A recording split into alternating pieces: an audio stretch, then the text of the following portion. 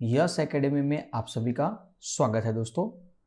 आज हम आर का पेपर नंबर 2 एनालिसिस करेंगे, जिसमें शुरू कर रहे हैं सामान्य अध्याय। और ये परीक्षा 2018 में ली गई थी, उसका पेपर है। तो शुरुआत करते हैं पहले सामान्य अध्याय से। क्वेश्चन नंबर 1 जो प्राचीन इतिहास से है, बौद्ध, जैन, भागवत और शैव धर्म, इन 4 में से पूछा गया था सवाल। उसके बारे में सूची 1 को सूची 2 से सुमिलित कीजिए और सूचियों को नीचे दिए गए कूट में सही उत्तर दीजिए। देखिए, सूची 1 में आचार्य दिए गए हैं और सूची 2 में उनके सिद्धांत। अब इनमें 4 हैं। देखिए, ये इस तरह के क्वेश्चन जब पूछते हैं तो एक क्वेश्चन में 4 क्वेश्चन पूछ लिए गए हैं, हमें चारों सही लगाना है। ठीक है, तो देखो, लकू, लिस, नागार्जुन, भद्रबाहु, गौसाल, और सामने 4 ऑप्शन हैं। तो जिनके भी हमें आ रहे हैं सबसे पहले हम वो करेंगे। तो देखिए, नागार्जुन, तो नागार्जुन की बात करें तो नागार्जुन जो हैं वो किस चीज, मतलब किस तरह फेमस हैं, तो शून्यवाद में। फिर भद्रबाहु की बात करें तो भद्रबाहु हैं जैन, भद्रबाहु को जैन के हिसाब से बातचीत कर रहे हैं। तो नागार्जुन सेकंड में आ रहा है और भद्रबाहु 4th में आ रहा है। तो ऑप्शन में देखना है कि बी सेकंड में, बी नंबर में सेकंड किस में आ रहा है, और सी नंबर में 4th ऑप्शन नंबर बी, मतलब नागार्जुन का शून्यवाद, भद्रबाहु का जैन, फिर बाद में है गौसाल का आजीवक और लकुशील पाशुपत। ठीक है, ये आपके सामने है ऑप्शन, राइट। ठीक है, option number B with solution इसलिए दिया जा रहा है कि दोस्तों आप उसे डिटेल्स में पढ़ सके और आप उसे देख सके कि कहां से क्वेश्चन पूछे गए थे और उनका आंसर सही कहां पर है। नेक्स्ट क्वेश्चन है, बौद्ध धर्म में त्रिरत्न का अभिप्राय क्या है। तो त्रिरत्न क्या है? बौद्ध धर्म की बात है, बुद्ध, धम्म, संत। बौद्ध धर्म में त्रिरत्न का मतलब होता है बुद्ध, धम्म और संघ।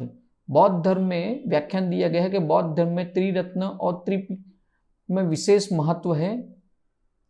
त्रिपिटक के सूत पिटक, विनय पिटक और अभिधम्म पिटक आते हैं, जबकि त्रिरत्न में बुद्ध, धम्म और संघ, देखिए यहाँ पे 3 बातों बता दी हैं, संघ शामिल है। अब देखिए, त्रिपिटक में क्या क्या आता है, तो सुत्त पिटक, विनय पिटक और अभिधम्म पिटक। आपसे यहाँ पे एक सवाल के पीछे 2 सवालों का आंसर मिल गया। और त्रिरत्न में क्या आता है, बुद्ध, धम्म और संत शामिल हैं।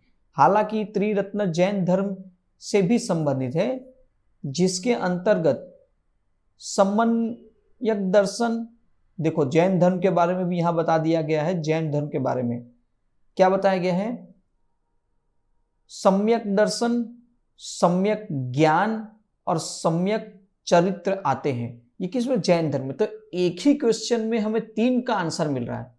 हम अगर इसे अच्छी तरह कर लें तो बौद्ध धर्म में जैसे ये त्रिरत्न पूछा गया है, या त्रिपिटक, या तो जैन धर्म के त्रिरत्न के हिसाब से क्या आता है, वो आप आराम से लगा सकते हैं।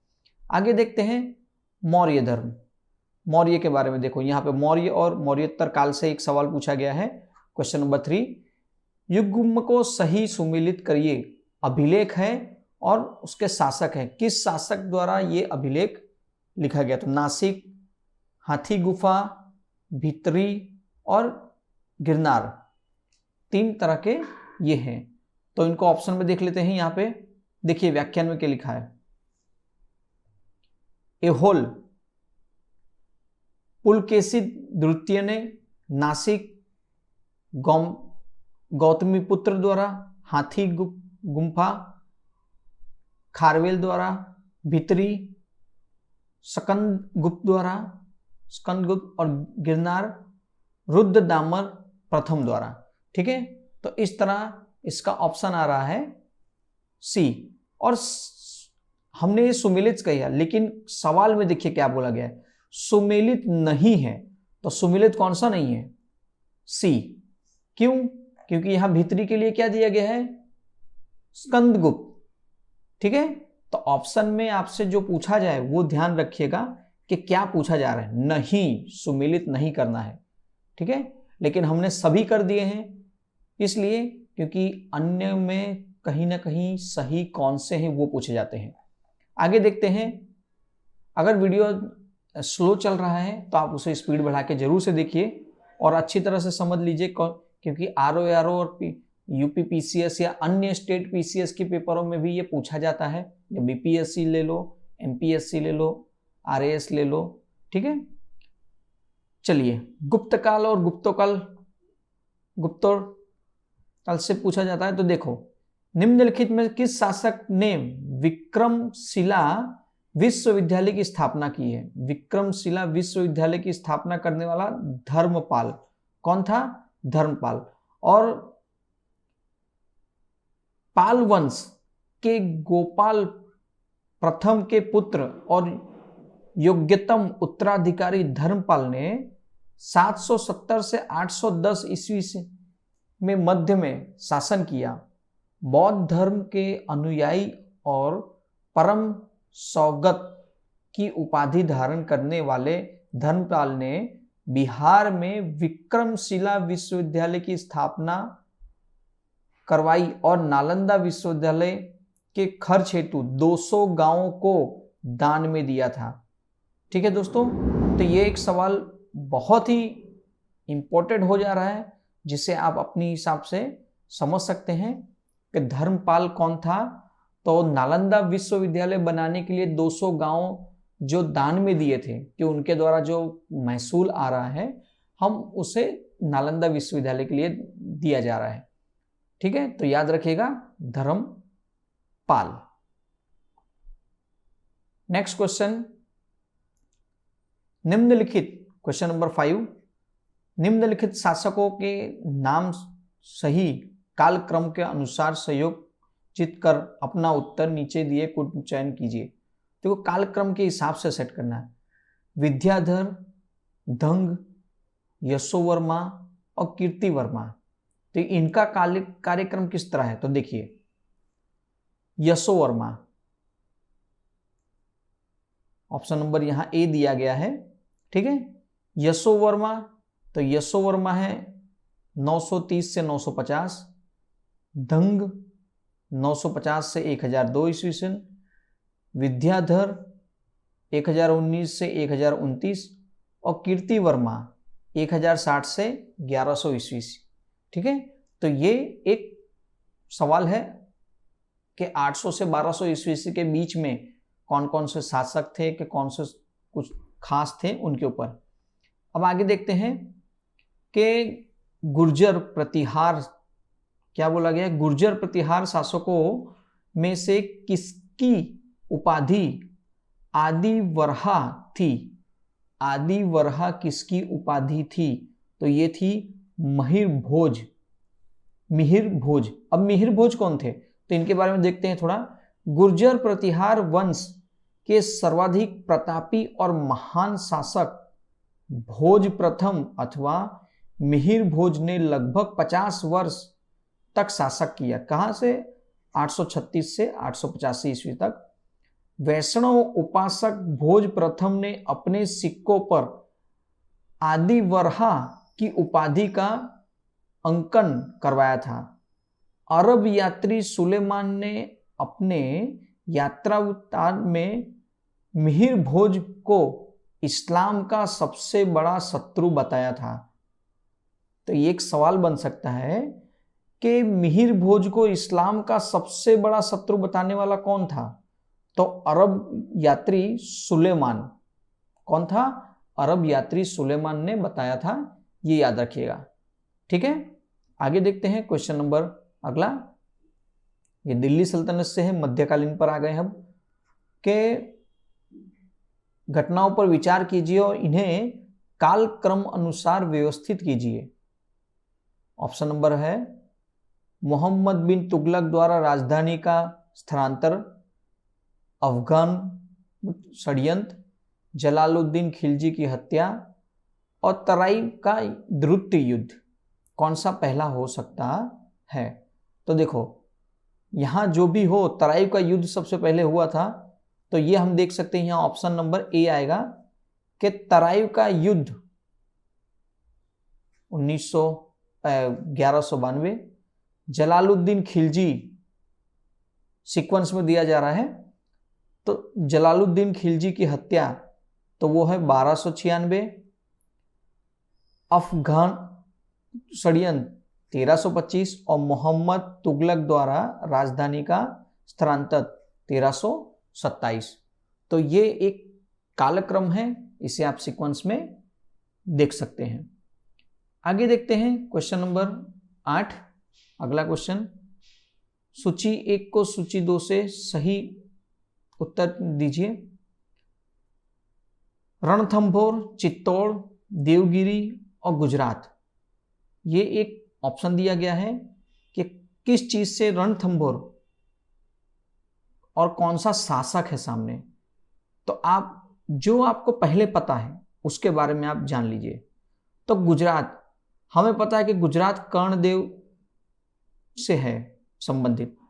तो ये देखिए कि ऑप्शन में कौन सा डी का फर्स्ट आ रहा है। तो सी और बी चले गए, अब बचे 2, ए और डी। अब रणथंभौर, तो रणथंभौर होता है हमीरदेव, ठीक है। चित्तौड़ का, तो चित्तौड़ का होगा राणा रतन सिंह। देवगिरी राजा राय रामचंद्र, ऑप्शन नंबर डी, ठीक है। यहां आपको व्याख्यान भी दिया हुआ है, सही आंसर आप देख सकते हैं। नेक्स्ट क्वेश्चन है, सही सुमेलित नहीं है। यात्री और गृह देश, यात्री और गृह देश सही सुमेलित कौन सा नहीं है? तो इब्न तुता मोरक्को से है, ठीक है। मार्को पोलो इटली से है, ये भी सही है। अब्दुल रज्जाक तुर्की नहीं। नुनीज पुर्तगाल, ये सही है। तो अब्दुल रज्जाक कहां से है? अब्दुल रज्जाक है ईरान से, सॉरी, ठीक है। नेक्स्ट क्वेश्चन, निम्नलिखित में से किस शासक ने दीवाने अमीर कोही विभाग की स्थापना की थी? कौन सा? दीवाने अमीर कोही विभाग की स्थापना की थी। तो ये कौन थे? मोहम्मद बिन तुगलक ने की थी। अब मोहम्मद बिन तुगलक के बारे में बात करते हैं कि कृषकों के प्रत्यक्ष सहायता देकर कृषि के प्रोत्साहन हेतु मोहम्मद बिन तुगलक ने पृथक कृषि विभाग की स्थापना दीवाने अमीर कोही नाम से की थी। किस विभाग की? कृषि विभाग की स्थापना की थी और उसका नाम दिया गया था दीवाने अमीर कोही, ठीक है। तो ये याद रखिएगा। आगे देखते हैं क्वेश्चन, निम्नलिखित में से किस चिश्ती संत को चिराग ए दिल्ली कहा गया? चिराग, एक सीधा सीधा सवाल पूछा है कि चिराग ए दिल्ली किसे कहा गया? तो आंसर है सीधा सीधा नसरुद्दीन। प्रसिद्ध चिश्ती संत तहीरे इलाही ने के रचनाकार नसरुद्दीन को चिरागे दिल्ली कहा जाता था, जबकि नसरुद्दीन औलिया को मोहम्मद इलाही बाबा फरीद को फरीदुद्दीन, इस तरह गंजेस सकर, इस तरह नाम दिए गए थे, ठीक है। ये उपाधियां भी थी, नाम भी कह सकते हैं आप इसे।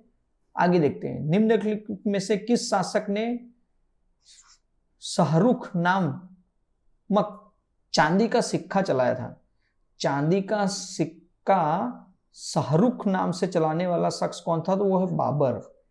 आपने बाबर अच्छी तरह पढ़ा है कि उनका 1526 से आना हुआ और 1530 में उनका देहांत हो गया। ठीक है, तो ये आना हुआ और ये उनका जाना हुआ। ठीक है, उन्होंने तो शाहरुख नामक चांदी का सिक्का किसने चलाया था? तो शाहरुख नामक चांदी का सिक्के का प्रचलन भारत में मुगल वंश के संस्थापक बाबर ने किया था। याद रखिए कि बाबर द्वारा ही मुगल वंश में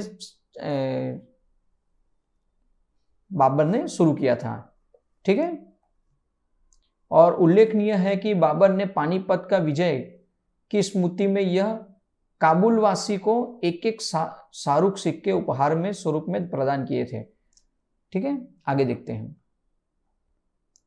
अब नेक्स्ट है आधुनिक इतिहास से क्वेश्चन नंबर नेक्स्ट के सही कुछ उत्तर दीजिए। विद्रोह दिया है और उनका वर्ष दिया है। अहोम, कोल, संथाल और मोपला, इन विद्रोह के बारे में पूछा गया है। तो देखिए, मोपला विद्रोह सबको पता है कि मोपला विद्रोह हुआ था 1921 में और संथाल विद्रोह हुआ था 1855-56 में। ठीक है, तो देखना है कि सी का फर्स्ट और डी का थर्ड किस में है? तो ऑप्शन नंबर ए। अब उसके आगे सुमिलित कर लेना है कि अहोम का क्या होगा? अहोम का होगा 1828 और कोल का होगा चौथा, क्या होगा? 1831 से 1832। ठीक है दोस्तों, तो इस तरह के जब क्वेश्चन आते हैं इसमें से 1 से 2 क्वेश्चन आपको तो सही सही आते ही होंगे। तो हमें वो जो सही है उनको सम्मिलित कर दीजिए, ऑटोमेटिक आपका आंसर मिल जाएगा। नेक्स्ट है चंपारण कृषि जांच समिति का सदस्य निम्नलिखित में से कौन सा नहीं था? चंपारण कृषि जांच समिति का, तो देखो FG slide, DJ read, Anugrah Narayan और महात्मा गांधी। ठीक है, चंपारण के किसानों की दुर्दशा की जांच हेतु बिहार के लेफ्टिनेंट गवर्नर एडवर्ड गाइड द्वारा FG स्लाइड की अध्यक्षता में चंपारण कृषि जांच समिति का गठन किया गया था। इनमें सदस्यों में महात्मा गांधी, जी Raini, DJ read, MEL टेबर, LC अडामी और हरिहर प्रसाद नारायण सिंह शामिल थे। ठीक है, तो कितने लोग शामिल थे? 6 लोग शामिल थे। तो उसमें ऑप्शन नंबर सी अनुग्रह नारायण नहीं थे, बल्कि कौन थे? हरिहर प्रसाद नारायण सिंह जुड़े थे। तो ऑप्शन नंबर सी गलत है। आगे देखते हैं, कूका आंदोलन की नींव पड़ी थी। कूका आंदोलन, ठीक है, बहुत फेमस आंदोलन है, सभी को याद है। तो कूका आंदोलन की शुरुआत भगत जवाहर मल द्वारा 1840 में पंजाब में की गई थी। ठीक है, धार्मिक आंदोलन का था जो बाद में राजनीतिक आंदोलन के रूप में परिवर्तित हो गया और भगत जवाहर को सियान साहब के उपनाम से भी जाना जाता है। क्या नाम से जाना जाता है? सियान साहब। ठीक है, तो ऑप्शन नंबर सी आएगा। कूका आंदोलन कहां पे हुआ था? तो कूका आंदोलन पंजाब में हुआ था। नेक्स्ट क्वेश्चन है, निम्नलिखित में से कौन सा युग्म सही सुमेलित नहीं है? ठीक है, तो सही सुमेलित कौन सा नहीं है? स्थानीय स्वशासन, सहायक संधि, लॉर्ड वेलेज, ये सही है। राज्य अपहरण नीति, लॉर्ड डेलहौजी, ये भी सही है। स्थायी बंदोबस्त, लॉर्ड कॉर्नवालिस, ये भी सही है। तो ऑप्शन नंबर ए यहां पे गलत है। तो क्या आंसर आएगा? Option number A. Option number A. ठीक है, तो स्थायी स्वशासन लॉर्ड रिपन द्वारा हुआ था, ये याद रखिएगा। आगे स्वतंत्रता संग्राम एवं राष्ट्रीय आंदोलन के ऊपर से सवाल कुछ देखते हैं। दोस्तों वीडियो थोड़ा लंबा होगा क्योंकि हमें इसी का पार्ट आगे देखेंगे, हिंदी का भी पेपर इसी के साथ में इसी वीडियो में आपको देखने को मिलेगा। तो आप इसे वीडियो को ध्यान से देखिए, थोड़ा स्पीड बढ़ा के देखिए, और आपको इसी तरह से एनालिसिस करते करते आपको बहुत सारे क्वेश्चन कहीं ना कहीं पूछे जाएंगे और पूछे गए भी हैं। ठीक है, ये प्रीवियस ईयर क्वेश्चन पेपर है। नेक्स्ट क्वेश्चन है, निम्नलिखित घटनाओं पर विचार कीजिए। गांधी इरविन समझौता, सांप्रदायिक पंचाट, द्वितीय गोलमेज सम्मेलन, नेहरू रिपोर्ट। ठीक है, तो क्या बोला गया है कि उपरोक्त घटनाओं के उनके काल क्रम अनुसार व्यवस्थित कीजिए, नीचे दिए गए कूट में से सही उत्तर बताइए, कौन सा पहले आएगा। तो देखो, नेहरू रिपोर्ट की बात करें तो नेहरू रिपोर्ट आई थी 1928 में। आपको तारीख ना याद हो तो अलग चीज है, लेकिन कौन सी चीज कब आई थी वो याद रखिएगा। उसके बाद में गांधी इरविन का समझौता हुआ था 1931 में। ये गांधी इरविन समझौते के बाद ही गोलमेज सम्मेलन में गांधी जी गए थे, गोलमेज सम्मेलन में लंदन गए थे। ठीक है, याद रखिएगा। अब आपसे पूछा जाए द्वितीय गोलमेज सम्मेलन, तो द्वितीय गोलमेज सम्मेलन 1931 में ही, गांधी इरविन समझौते के बाद ही गांधी जी गए थे, और लास्ट में आएगा 1932। ठीक है, सांप्रदायिक पंचायत या निर्णय जो भी समझे। तो ऑप्शन नंबर क्या आएगा? ऑप्शन नंबर आएगा डी, जिसे हम कालक्रम के अनुसार सेट करना चाहें। ये आपके सामने डिटेल्स है, आप इसे देख सकते हैं सही से एक बार। फिर आगे देखते हैं, सुभाष चंद्र बोस का राजनीतिक गुरु कौन था? तो सुभाष चंद्र बोस के राजनीतिक सबको पता है, सीआर दास। सीआर दास मतलब चित्तरंजन दास को सुभाष चंद्र बोस अपना राजनीतिक गुरु मानते थे, और गोपाल कृष्ण गोखले को महात्मा गांधी का राजनीतिक गुरु मानते हैं। एक सवाल में दो सवालों का आंसर मिल रहा है कि गांधी जी के राजनीतिक गुरु गोपाल कृष्ण गोखले और सुभाष चंद्र बोस के सीआर दास। तो चित्तरंजन दास, ये दोनों को याद रखिएगा क्योंकि कई बार ये सवाल पूछा जा चुका है। आगे देखते हैं नेक्स्ट क्वेश्चन, ऑपरेशन रूबिकॉन वह कूट शब्द था जिसे भारत में ब्रिटिश सरकार द्वारा निम्नलिखित में से किस संदर्भ में प्रयोग में लाया जाता था?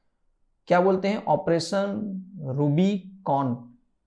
तो ऑपरेशन रूबिकॉन का मतलब है जेल में गांधी के आमरण अनशन को। याद रखिएगा, गांधी जी के ऊपर से एक सवाल जरूर आता है और इस तरह के सवाल पूछे जा सकते हैं। तो ऑपरेशन रूबिकॉन शब्द का चुनाव लॉर्ड लिथगो द्वारा पूना के आगा खां पैलेस में, जब पूना के आगा खां पैलेस में गांधी जी को रखा गया था और उन्होंने आमरण अनशन के दौरान उनकी संभावित मृत्यु की सूचना देने हेतु किया गया था कि संभावित उनकी मृत्यु हो जाएगी ये आमरण अनशन की वजह से, इसलिए उन्हें बाद में छोड़ दिया गया था, लेकिन काफी लंबे समय के बाद छोड़ा गया था। ठीक है, आगे देखते हैं क्वेश्चन नंबर नेक्स्ट। सही सुमिलित करना है। समाचार दर्शन, बिरार उल अखबार, केसरी और यंग इंडिया। तो किसने कौन सा अखबार निकाला है, कौन सा नहीं, ये आपको बताना है। तो केसरी की बात करें तो केसरी का सबको पता है राजा राम मोहन राय, सॉरी राजा राम मोहन राय नहीं होंगे, देखते हैं यंग इंडिया। तो यंग इंडिया किसने लिखा है? डी का होगा थर्ड। यंग इंडिया सबको पता है महात्मा गांधी द्वारा है। ठीक है, उसके बाद में है केसरी। तो केसरी है बीजी तिलक द्वारा। ठीक है, और मीरार उल अखबार राजा राम मोहन राय द्वारा, और समाचार दर्शन है जेसी मर्स मेरी द्वारा। आप यहां देख सकते हैं उनका सुमेलित किया हुआ है। यंग इंडिया महात्मा गांधी केसरी बीजी तिलक, इस तरह सब आंसर है। ठीक है, तो ऑप्शन नंबर डी आएगा।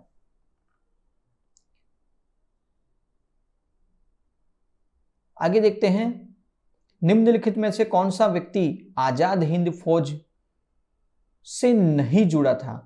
अब देखिए ये सवाल में थोड़ा सा कंफ्यूजन है, लेकिन आयोग ने इसका आंसर परफेक्ट नहीं माना, लेकिन आयोग द्वारा जो माना गया था वो हम देखते हैं। किसी भी विकल्प का सत्य नहीं है, क्योंकि विकल्प में उल्लेखित सभी व्यक्तियों का संबंध आजाद हिंद फौज से है, किंतु आयोग के उत्तर प्रश्न पत्र उत्तर में डी मतलब मेजर करतार सिंह को कहा गया है कि वो आजाद हिंद फौज से नहीं जुड़े थे। आयोग ने ये माना है और उसका जो माना गया है हम उसे लिखते हैं। ठीक है, तो क्वेश्चन नंबर 21 को हम छोड़ दे रहे हैं अभी। घटनाओं पर विचार कीजिए, कालक्रम के अनुसार व्यवस्थित करना है। और क्या कहा गया है, अगस्त प्रस्ताव, फिर पूना समझौता, तृतीय गोलमेल सम्मेलन और सांप्रदायिक निर्माण। अभी इसके पहले ही आपने एक क्वेश्चन किया था, तो तृतीय गोलमेल सम्मेलन हुआ था, उसके बाद में सांप्रदायिक निर्माण का भी उसमें सवाल देखा गया था, पूना समझौता। ठीक है, पूना समझौता आपको पता ही है। तो देखो ऑप्शन में आएगा ऑप्शन नंबर बी। पहले क्या हो रहा है कालक्रम के अनुसार, यहां पे हम देख सकते हैं सांप्रदायिक अधिनिर्णय 1932, पूना समझौता 1932, तृतीय गोलमेल सम्मेलन 1932, अगस्त प्रस्ताव 1940। ये सभी गोलमेल सम्मेलन में बाबा साहेब आम्बेडकर सभी गोलमेल सम्मेलन में गए थे। ठीक है, महात्मा गांधी द्वितीय गोलमेल सम्मेलन में गए थे 1931 में, और 1930 से गोलमेल सम्मेलन शुरू हुआ था। जब पूना समझौता हुआ था तब जाके महात्मा गांधी लंदन गए थे। आगे देखते हैं, भूगोल के ऊपर से अब सवाल शुरू हो रहे हैं। वो देखते हैं भौतिक संरचना, अपवाह तंत्र और मानव भूगोल। तो देखते हैं, पृथ्वी की सतह वह भाग जिस पर भूकंपीय तरंगों को सर्वप्रथम रिकॉर्ड किया जाता है वो क्या कहलाता है, तो वो कहलाता है अधिकेंद्र। पृथ्वी की सतह वह भाग जिस पर भूकंपीय तरंगों को सर्वप्रथम रिकॉर्ड किया जाता है अधिकेंद्र कहा जाता है। क्या कहते हैं, अधिकेंद्र। जबकि जिस जगह से भूकंप का कंपन प्रारंभ होता है उसे भूकंप मूल कहा जाता है। क्या कहा जाता है, भूकंप मूल। भूकंपीय तरंगों को सर्वप्रथम अधिकेंद्र के रिकॉर्ड से ही रिकॉर्ड किया जाता है कि कितनी तीव्रता का भूकंप आया है, इसलिए। ठीक है, तो याद रखिएगा। नेक्स्ट क्वेश्चन है, चलिए दोस्तों क्वेश्चन नंबर 24 देखते हैं। पहाड़िया और राज्य पसंद करना है, तो गारो का क्या होगा, गारो का मेघालय होगा। गारो खासी जयंतिया मेघालय में ही है, आपको पता है। फिर मिरी, तो मिरी बारे में बोला गया है कि मिरी का क्या होगा, अरुणाचल प्रदेश है। ठीक है, फिर डालमा, तो डालमा कहाँ है, झारखंड में। और कोल्लई मलई कहाँ है, कोल्लई मलई तमिलनाडु में है। तो इस तरह ऑप्शन नंबर क्या होगा, ऑप्शन नंबर ए। ठीक है, ये नीचे डिटेल्स दिया है, आप याद कर सकते हैं। पहाड़ियों के ऊपर से भी सवाल आ गया एक। भारत में तटीय राज्यों की संख्या कितनी है, तो सिंपल सी चीज है, तटीय राज्यों की संख्या 9 है। तटीय जितने भी राज्य हैं उन राज्यों की संख्या में क्रम अनुसार अगर देखें तो गुजरात, गोवा, महाराष्ट्र, केरल, कर्नाटक, तमिलनाडु, ओडिशा, आंध्र प्रदेश, पश्चिम बंगाल। ठीक है, तथा केंद्र शासित प्रदेश में अंडमान निकोबार द्वीप समूह, लक्षद्वीप, पुडुचेरी, दादर नगर हवेली और दीव दमन। ठीक है, तो इस तरह आपसे तटीय राज्यों की संख्या पूछी गई है। तो तटीय राज्य 9 है। ठीक है, तटीय राज्य 9 है। लेकिन आपसे अगर केंद्र शासित प्रदेश पूछ लिया जाए, अंडमान निकोबार द्वीप समूह, लक्षद्वीप, पुडुचेरी, दादर नगर हवेली, दीव दमन, तो आप इसे 4 कहेंगे। ठीक है, नेक्स्ट क्वेश्चन है, भारत में निम्नलिखित में से किस राज्यों में थारू जनजाति का निवास कर रही है? थारू जनजाति, तो देखो आंसर तो आएगा इसमें उत्तराखंड, उत्तर प्रदेश। ठीक है, उत्तराखंड और उत्तर प्रदेश में थारू जनजाति निवास कर रही है। उल्लेखनीय है कि थारू जनजाति उत्तराखंड की सबसे बड़ी जनजाति है। क्या बोला गया है कि उत्तराखंड की सबसे बड़ी जनजाति है, जबकि उत्तर प्रदेश में गोंड, खरवार के बाद यह तीसरी बड़ी जनजाति है। ठीक है, इसलिए उत्तर प्रदेश और उत्तराखंड पहले एक ही राज्य था, तो वहां पे आपको ये देखने को मिलेगा, लेकिन उत्तराखंड में सबसे ज्यादा है और उत्तर प्रदेश में उसके बाद है। आगे देखते हैं नेक्स्ट क्वेश्चन, कथन का विचार कीजिए। मिट्टी की प्रजातियों के में से मृत्तिका अधिकरण जल धारण करती है। आर कह रहा है उसका कारण, मृत्तिका के रंध्राकाश बड़े आकार के पाए जाते हैं। कूट का सही सुमेलित बताइए। अब देखो, मिट्टी की प्रजातियों में से मृत्तिका अधिकतम जल धारण करती है, हम इसे सही कहेंगे, क्योंकि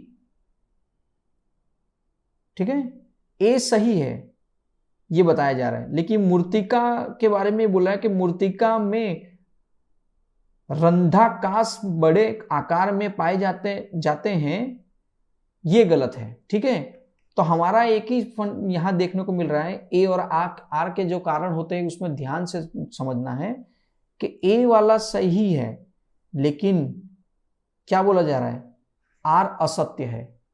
हमने जो टिक किया है आर असत्य है। ये सीक्वेंस में ऊपर नीचे हो सकता है, आप इसे ध्यान से देख सकें। ठीक है, आगे देखते हैं नेक्स्ट क्वेश्चन, विभिन्न प्रकार की मिट्टियों की जल धारण क्षमता का घटता हुआ क्रम लगाएं। घटता हुआ जो क्रम हो वो बताना है। तो जैसे हमने इसके पहले ही क्वेश्चन में देखा, मृत्तिका, ठीक है, उसके बाद में गाद और उसके बाद में बालू होता है। तो मृत्तिका, गाद और बालू उल्लेखनीय है और अवरोही क्रम में लगाना है, तो इसलिए हमने इसे ऑप्शन नंबर ए लगाया है। आगे देखते हैं क्वेश्चन नंबर नेक्स्ट, सूची 1 को सूची 2 से सुमिलित करिए। बांध है और नदियां हैं, डुलदस्ती, गांधी सागर, उकाई, तवा, ये कौन कौन सी नदियां कहां पर हैं हमें देखना है। तो सभी को पता है कि तवा बांध तवा नदी पर है, उकाई ताप्ती नदी पर है, गांधी सागर चंबल नदी पर है और दुलहस्ती ये चिनाब नदी पर है। ठीक है, तो ऑप्शन नंबर डी आ जाएगा, ये देख लीजिएगा। ठीक है, आगे देखते हैं, निम्नलिखित में से कौन सा सेल समूह, क्या बोला गया है, सेल समूह भारत में धात्विक खनिजों का प्रमुख स्रोत है। तो धारवाड़ समूह, देखिए धारवाड़ सेल समूह भारत के ध्वनित खनिजों का महत्वपूर्ण स्रोत है। क्यों? सोना, लोहा, अभ्रक, इस तरह तांबा, बहुत सारी चीजें वहां से मिलती हैं, इसलिए इस समूह को धात्विक मतलब सबसे धनी खनिज भी कह सकते हैं। आगे देखते हैं, विश्व भूगोल में आते हैं तो चुक्क्यू कामटा मतलब चिली निम्नलिखित में से किस खनिज के लिए विश्व प्रसिद्ध है? तो वो है तांबे के लिए। याद रखिएगा, तांबे के लिए विश्व प्रसिद्ध क्या है? चिली। उत्तर चिली का महत्वपूर्ण खान चुक्क्यू कामाटा तांबे के निक्षेप के लिए प्रसिद्ध है। उल्लेखनीय है कि विश्व में तांबा का सबसे बड़ा उत्पादक देश चिली है। इसके पश्चात पेरू तथा चीन का क्रमशः दूसरा और तीसरा नंबर आता है। ठीक है, आगे देखते हैं क्वेश्चन नंबर नेक्स्ट। सुमिलित करना है घास के मैदान और देश। कौन सा घास का मैदान कहाँ है? पंपाज, पुस्टेज, वेल्ट, डाउन्स, कहां पर कौन से हैं? तो देखो, पंपाय आपने नाम सुना ही होगा, तो ये अर्जेंटीना में है, ये आप खास सबको पता है। फिर बाद में है कि पुस्टेज, ये पुस्टेज कहाँ है? तो पुस्टेज हंगरी में है। और इसके ऊपर से अनुमान लगा सकते हैं कि 3 और 4 प्रश्न में आना चाहिए, तो ऑप्शन नंबर ए है। ठीक है, फिर बाद में आगे देखते हैं, वेल्ट दक्षिण अफ्रीका में है और डाउन्स ऑस्ट्रेलिया। जितने भी घास के मैदान हैं उन सभी को आप एक ही जगह लिख सकते हैं और सही से पढ़ सकते हैं, जिसमें से कई बार सवाल पूछे जा चुके हैं। ठीक है, तो ये याद रखिएगा। ऐसा होगा तो घास के मैदानों का वीडियो, भारत के जो घास के मैदान हैं या तो विश्व लेवल के पर जितने घास के मैदान हैं उसका एक वीडियो हम बना के दे देंगे, तो आप उसे आराम से पढ़ सकते हैं। नेक्स्ट क्वेश्चन है, जापान के निम्नलिखित 4 द्वीपों का उत्तर से दक्षिण, कहां से उत्तर से दक्षिण अनुक्रम निम्नलिखित में से कीजिए। ये सवाल कई बार आ चुका है, तो जापान के मुख्य, अब यहां पे ऑप्शन नंबर सी दिया है, देखो हम बता दे रहे हैं, होक्काइडो, होसू, शिकोकू और क्यूशू। ठीक है, आप इनको उत्तर से दक्षिण में क्रम में लगा लीजिए, आपको सभी नाम याद रह जाएंगे। होक्काइडो, होसू, शिकोकू और क्यूशू।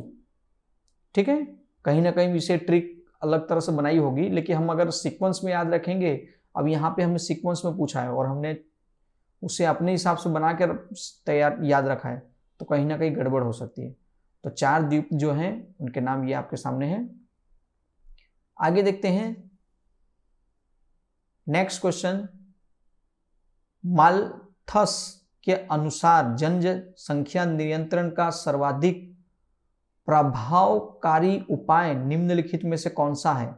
प्रभावकारी उपाय, तो जन्म दर, मृत्यु दर, ये सब बहुत सारी चीजें बोलते हैं। इसमें जन्म नियंत्रण, जैसे चाइना ने इसके ऊपर बहुत ही अच्छा कार्य किया और उसके वजह से कहीं ना कहीं कह सकते हैं कि आज विश्व में नंबर 1 भारत पहुंच गया है, चाइना फर्स्ट से सेकंड हो गया है। तो जन्म पर अगर हम नियंत्रण लगा रहे हैं तो कहीं ना कहीं जनसंख्या में कमी आएगी, क्योंकि आज के संसाधन के हिसाब से मृत्यु दर दिन प्रतिदिन घटता जा रहा है। पहले भूख से या अन्य और चीज़ों से, बीमारियों से मृत्यु हो जाती थी जल्दी से, लेकिन आज की टेक्नोलॉजी के हिसाब से भूख से मृत्यु नहीं हो रही है, लेकिन और अन्य बीमारियों से जरूर हो रही है, लेकिन उसमें भी काफ़ी सुधार हो चुका है। ठीक है दोस्तों, तो ऑप्शन नंबर आएगा जन्म नियंत्रण से। नेक्स्ट क्वेश्चन देखते हैं। जनगणना 2011 के अनुसार निम्नलिखित से किस भारतीय राज्य में महिला साक्षरता न्यूनतम थी? तो ये न्यूनतम थी, नॉर्मल देखा जाए तो 2011 के हिसाब से राजस्थान थी।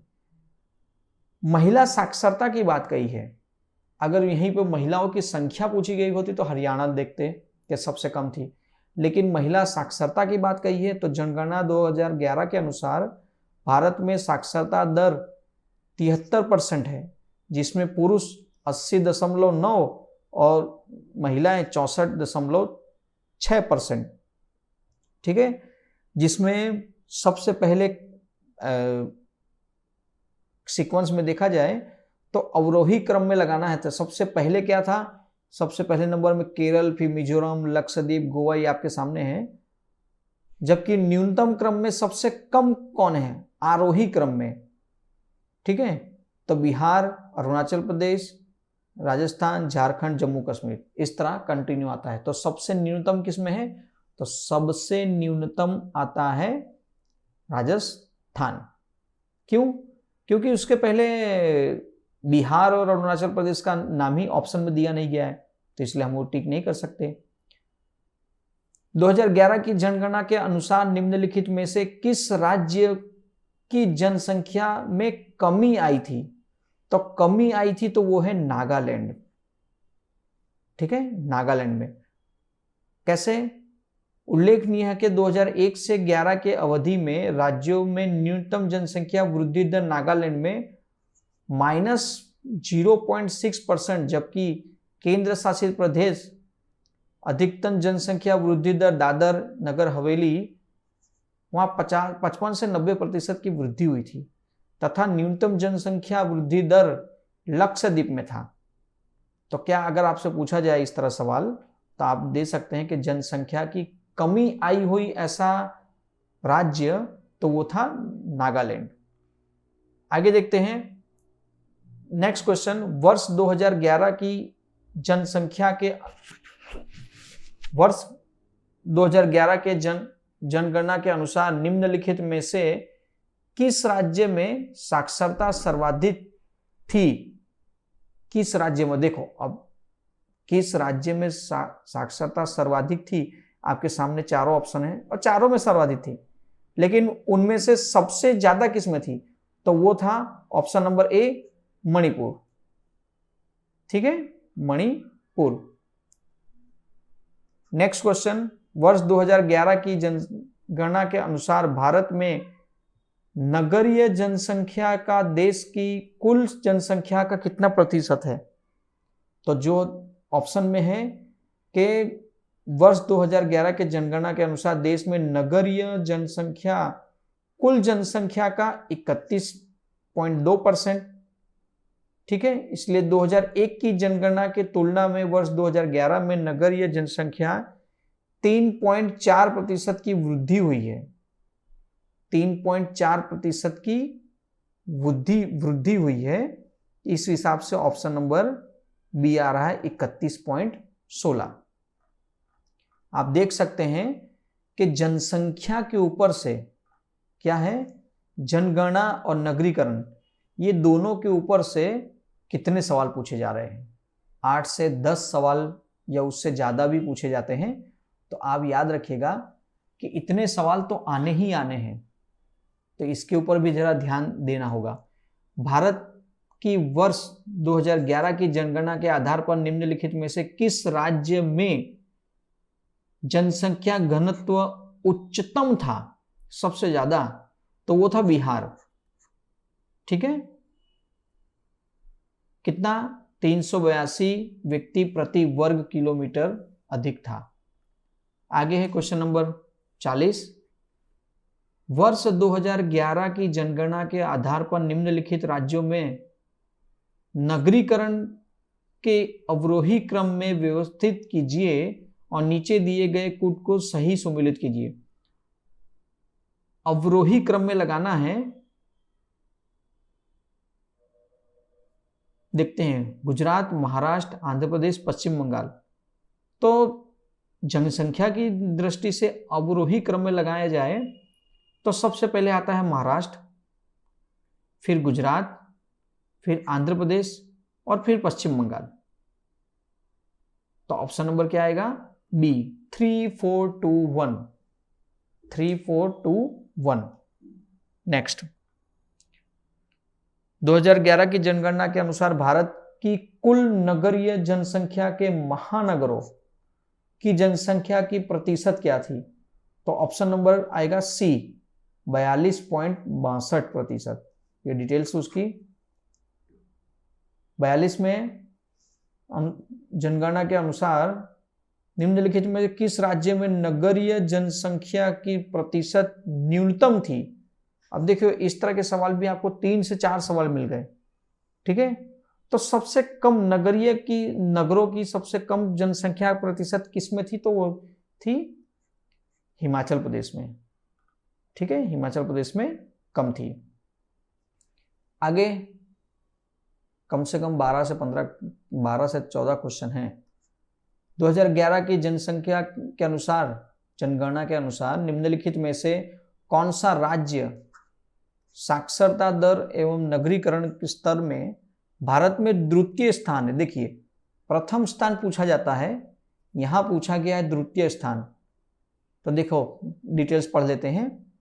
मिजोरम की साक्षरता दर 91.3% है और नगरीकरण दर 52.1%। दोनों ही दृष्टि में देश के राज्यों में दूसरा स्थान पर है, जबकि साक्षरता की दृष्टि से केरल और नगरी की दृष्टि से गोवा देश का प्रथम स्थान है। तो सेकंड नंबर में कौन आ रहा है? सेकंड नंबर में आ रहा है मिजोरम, जो दोनों में सेकंड रैंक आ रही है। इसलिए आगे देखते हैं। वर्ष 2011 की जनगणना के अनुसार उत्तर प्रदेश में साक्षरता दर 2001 से 11 तक कितने प्रतिशत की वृद्धि हुई है? तो ये सीधा सीधा याद रखना है कि 11.45%, 11.45% की वृद्धि हुई है, ये याद रखिएगा। किसी राज्य के बारे में या देश के बारे में जब बताया जा रहा है तो आप उसे सीधा सीधा याद कर लेना है। इस तरह कुल 17 क्वेश्चन पूछे गए थे, एक राज्य का, उत्तर प्रदेश का और देश के बारे में मिला के। भारत की जनगणना 2011 के अनुसार उत्तर प्रदेश के निम्नलिखित में किस जिले में साक्षरता दर सर्वाधिक थी? किस जिले में साक्षरता दर? तो गाजियाबाद। ये सीधा सीधा याद रख लेना है, उसमें कुछ देखना नहीं है, सीधा सीधा याद कर लो। आगे देखते हैं भारतीय संविधान एवं राज्य व्यवस्था। अब बंधारण संविधान के बारे में सवाल देखते हैं। भारतीय संविधान के निम्नलिखित में से किस अनुच्छेद के द्वारा अस्पृश्यता की समाप्ति की व्यवस्था की गई थी? तो सीधा है अनुच्छेद 17।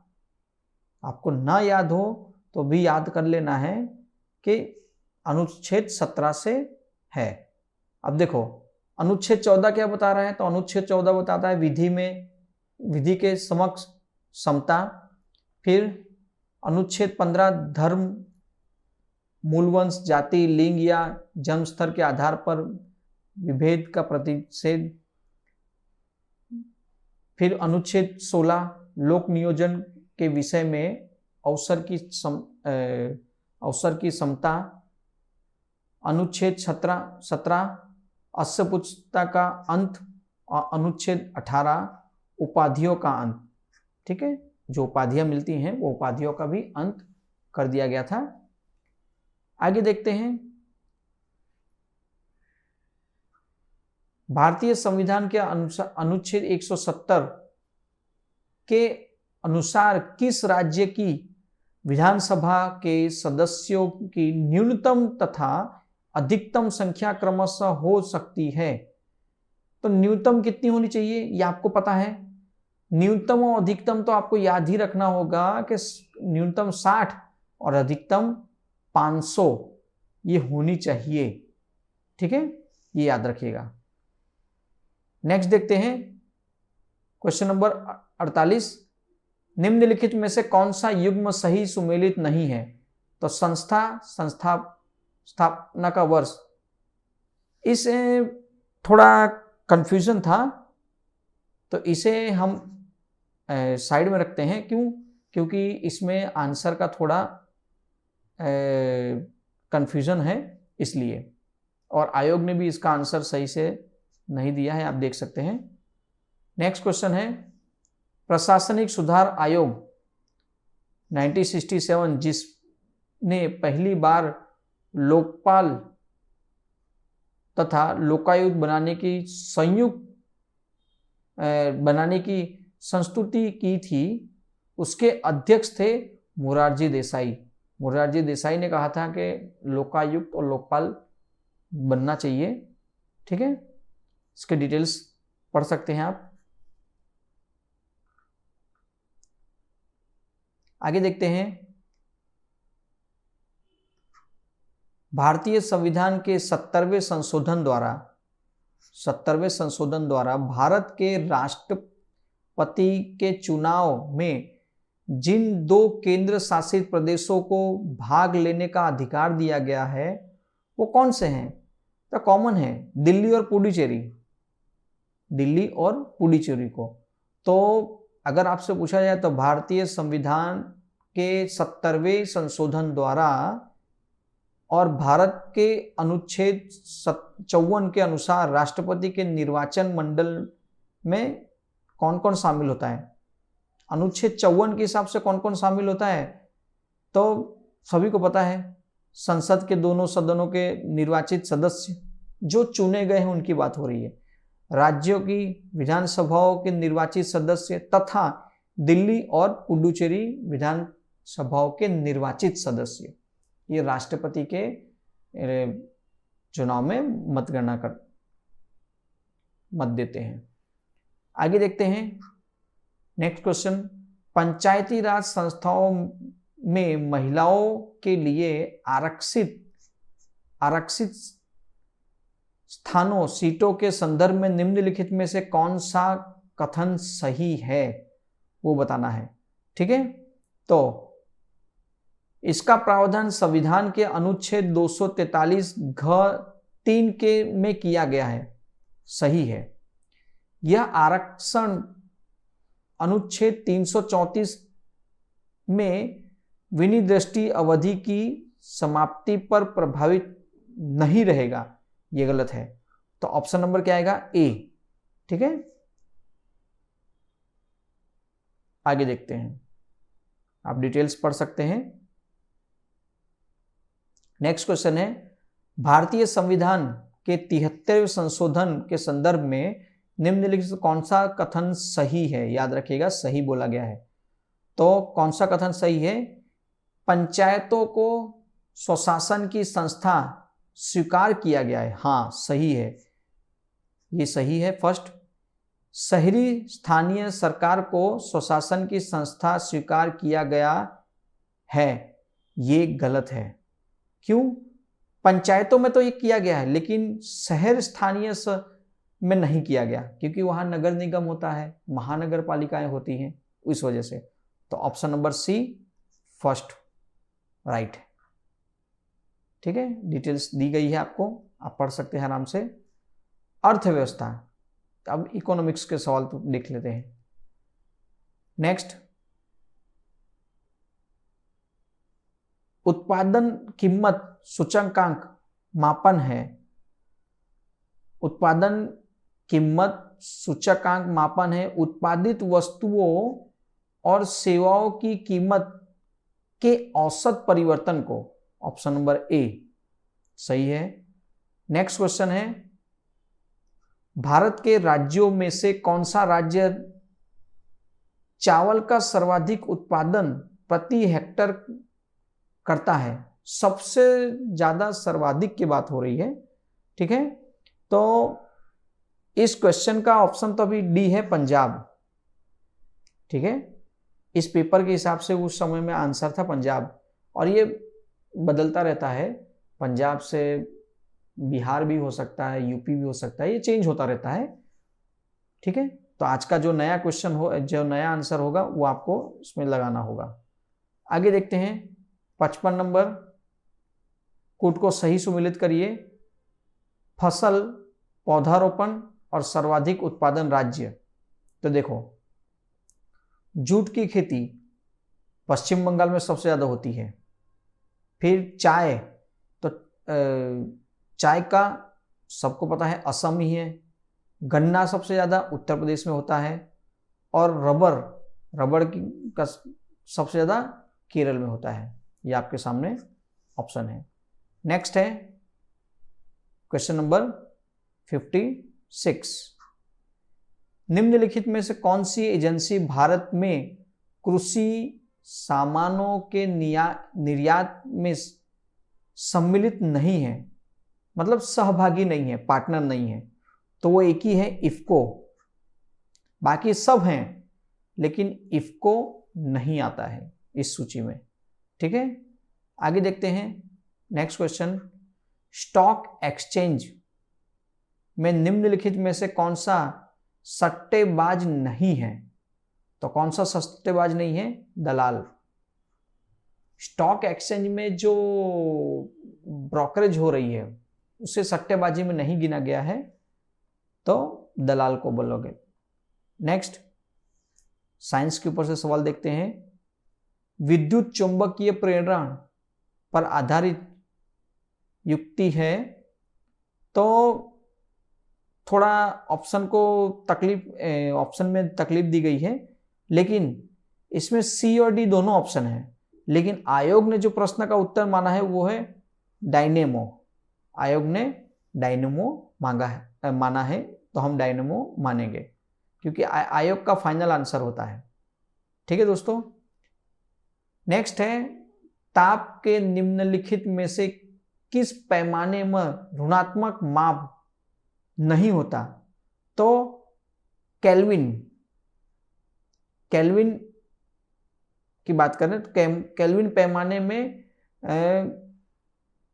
हिमाक को 273 के तथा भाप बिंदु को 373 के अंकित किया जाता है। ठीक है, इसलिए आगे देखते हैं।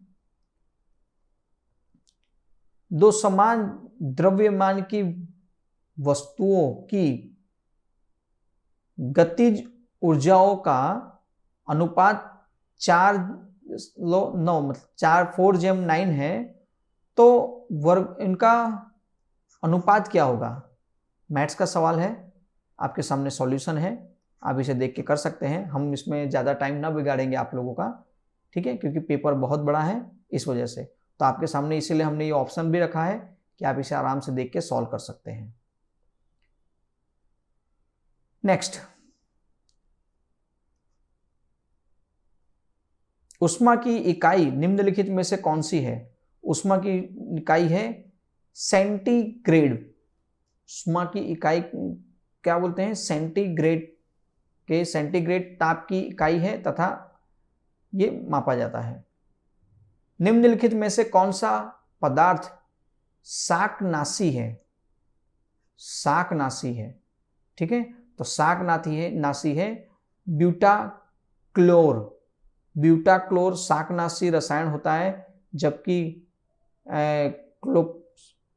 क्लोरपाइरिफॉस खरपता वारनाशी और कार्बेंडाजिम कवकनाशी और क्विनोफॉर्स कीटनाशी रसायन होते हैं। ठीक है, आगे देखते हैं। कौन सा बहुलक जैव निम्नीकृत नहीं किया जा सकता, तो वो है पीवीसी। क्या लिखा है? जैव पदार्थ उसे कहा जाता है जो प्राकृतिक एजेंट जैसे कवक, बैक्टीरिया, पराबैंगनी किरणें आदि की सहायता से विघटित हो जाते हैं। ठीक है, तो ये विघटित नहीं हो रहा है, इसलिए। निम्नलिखित में से कौन सा युग्म सही सुमेलित नहीं है? तो सही सुमेलित जो नहीं है, एल्यूमिनियम, बॉक्साइट सही है, कॉपर, तो कॉपर का क्या आएगा? कॉपर का आपके सामने है पायराइट्स। ठीक है, जिक का सही है, और आयरन का हेमटाइट। ठीक है, आगे देखते हैं। वनस्पति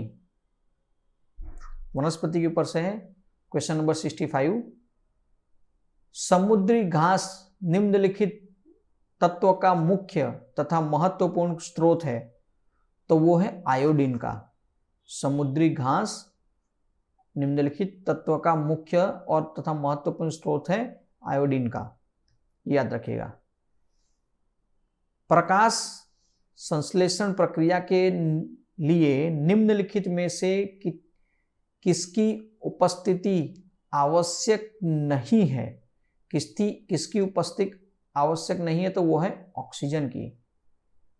ठीक है, वहां ऑक्सीजन नहीं भी होगा तब भी चलेगा। आगे देखते हैं क्वेश्चन नंबर 67। निम्नलिखित में से कौन सा युग्म सही सुमेलित नहीं है? सही सुमेलित नहीं है ये बताना है।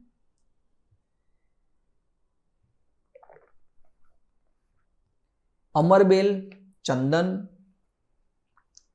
आर्किड और घटपणी। तो देखिए, अमरबेल तना परजीवी है, सही है। चंदन जड़ परजीवी है। आर्किड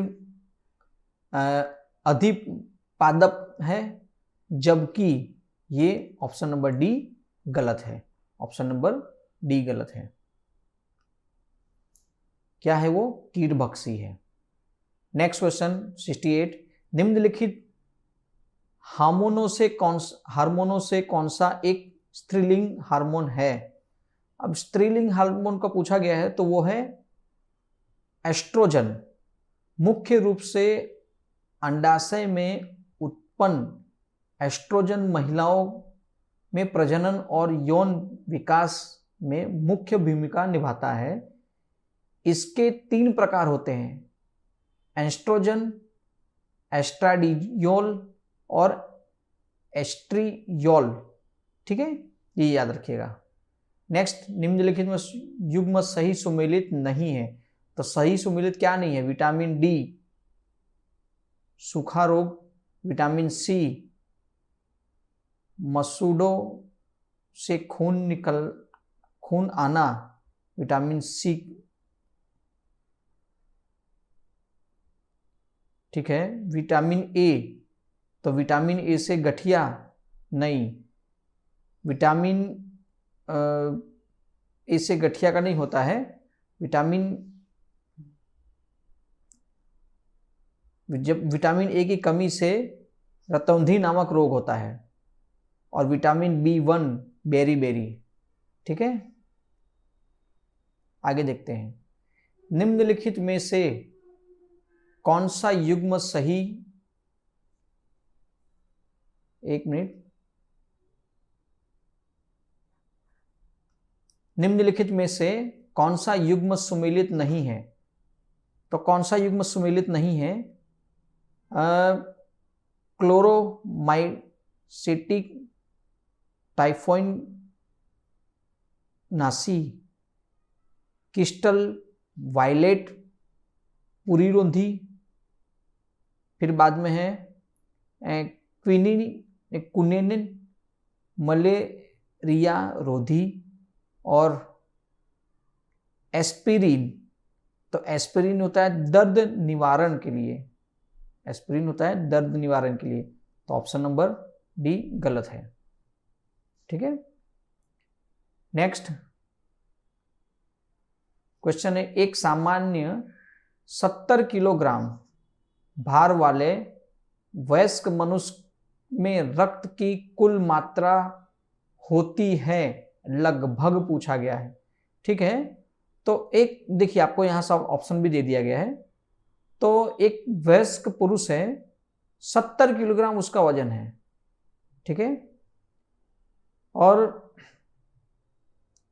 देखा जाए तो वयस्क मनुष्य के रक्त में कुल कितनी मात्रा, तो यहां आपको व्याख्यान भी दिया कि एक सामान्य व्यक्ति के रक्त की मात्रा उसके कुल भार से लगभग 7% होती है। जितना भी भार है उसका 7% होता है।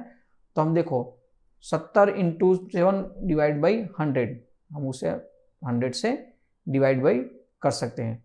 तो आंसर क्या आएगा? आंसर आएगा सीधा 49 kg हो जाता है वो। और जब वो 49 kg होता है तो लगभग 5000 मिलीमीटर ऑप्शन नंबर बी सही आंसर होगा। आप ये किसी बुक्स में ये व्याख्यान लिख सकते हैं। निम्नलिखित में से कौन सा एंजाइल प्रोटीन को एमिनो अम्लों की विघटित करता है? तो वो है pepsin, option number A.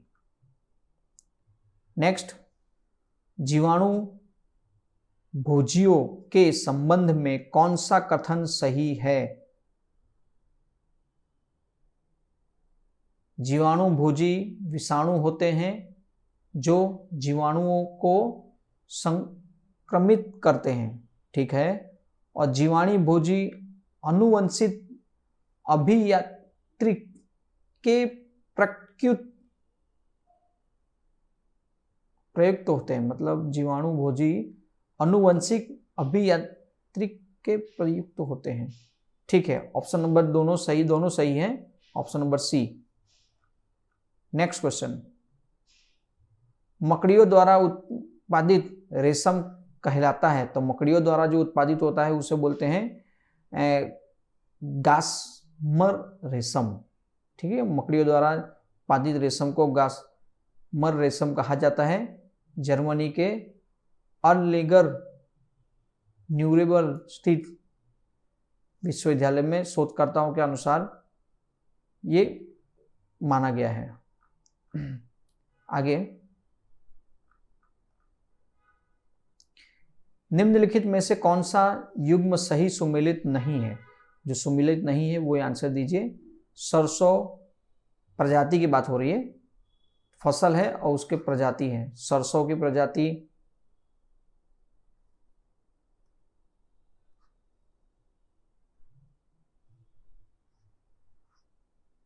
Varuna सही है। मटर सपना। मूंगफली कौशल, जबकि ऑप्शन हमारा थर्ड गलत है। अड़सी में भी बहुत सारे प्रकार होते हैं और अड़सी में यहाँ पे प्रकार जो दिया गया है वो हमारे सामने है। अब ये देखो,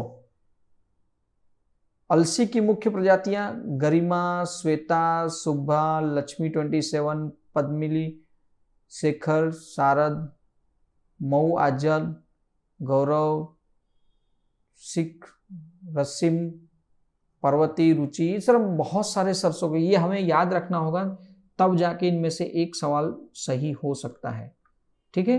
निम्नलिखित में से कौन सा सही सुमेलित नहीं है? तो सही सुमेलित क्या नहीं है? गिरोई गेहूं के में पाए जाने वाला रोग है, सही है। अगौती झुलसा आलू में पाया जाने वाला रोग है, ठीक है।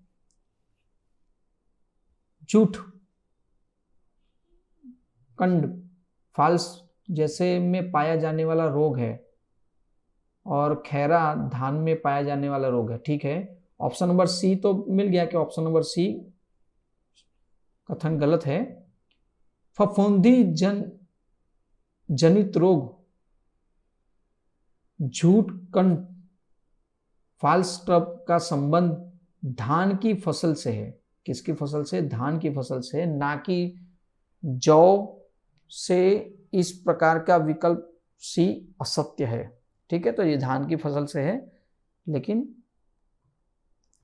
आगे देखते हैं नेक्स्ट क्वेश्चन, लाइफ-आई से संबंधित निम्नलिखित में कौन सा कथन सही नहीं है? लाइफ-आई एक विस्तृत रूप से लाइट फिटेलिट है, नहीं। भारत में लाइफ-आई का सफल परीक्षण 29 जनवरी 2018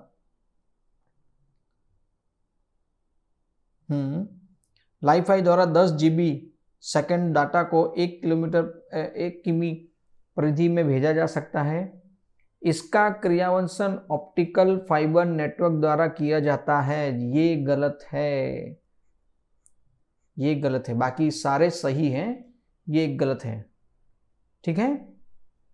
आगे देखते हैं, जैसे वाईफाई है उसी तरह एक लाइफ-आई नाम दिया गया था।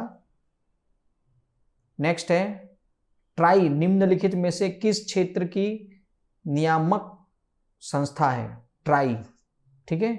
तो ट्राई आप सभी जानते हैं ये दूर संचार के लिए है, दूर संचार के लिए ये एक संस्था है, भारत दूरसंचार विनियामक प्राधिकरण, आप इसे देख सकते हैं, जो 1997 को शुरुआत की गई थी।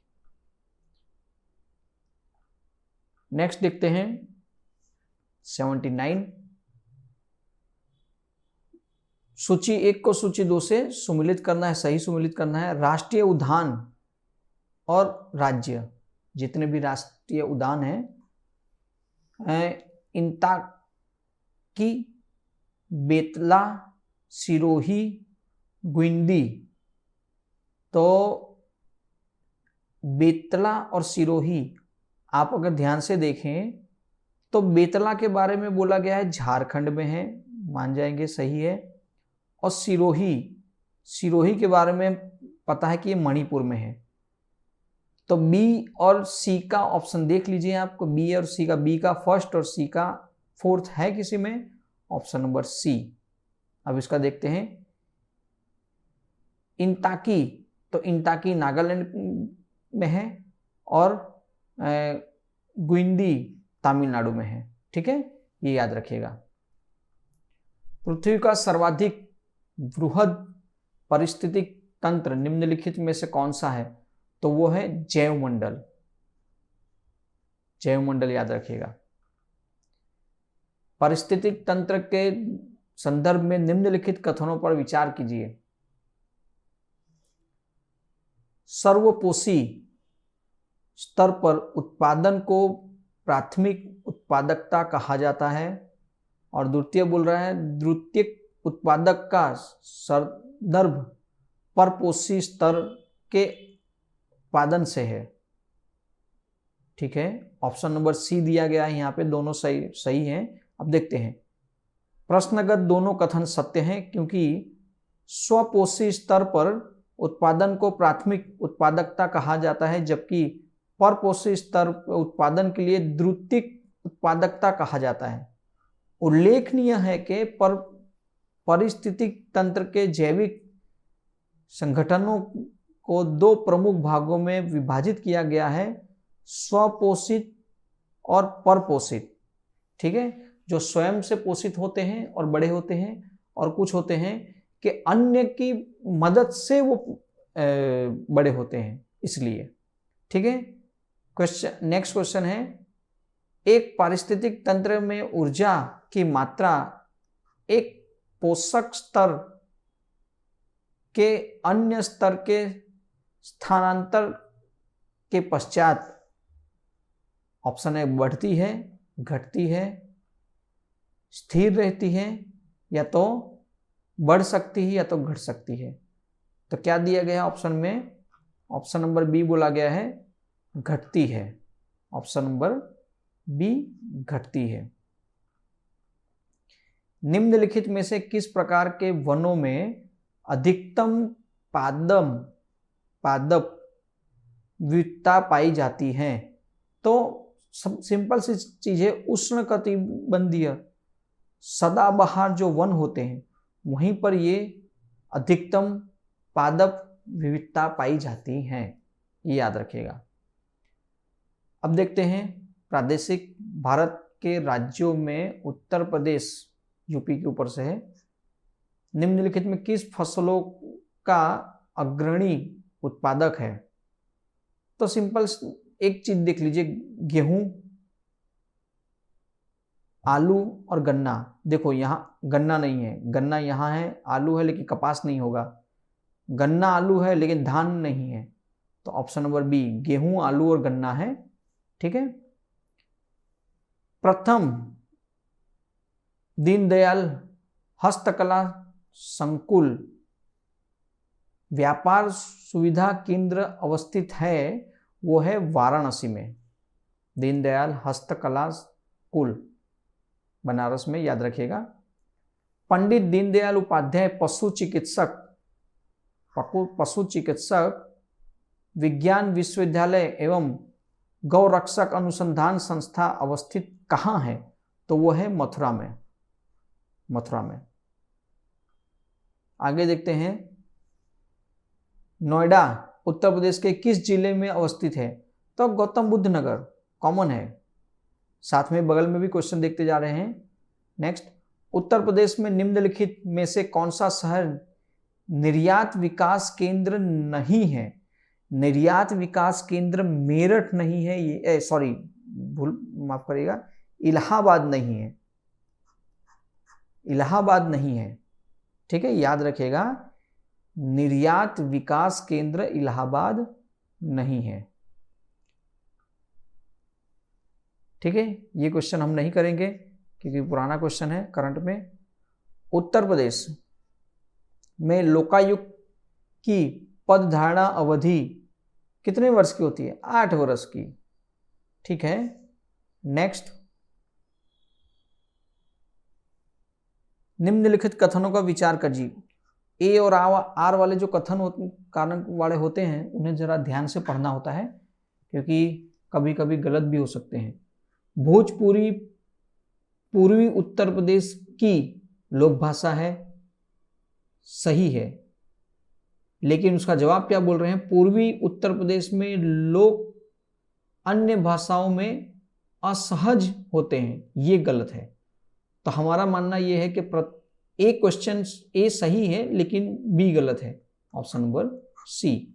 इसी तरह दूसरा यहां बगल में दिया गया है क्वेश्चन के कन्नौज इत्र का शहर है, सही है, लेकिन कन्नौज शहर में सभी, क्योंकि कन्नौज शहर में सभी निवासियों के यहां इत्र का उद्योग है, ये गलत है।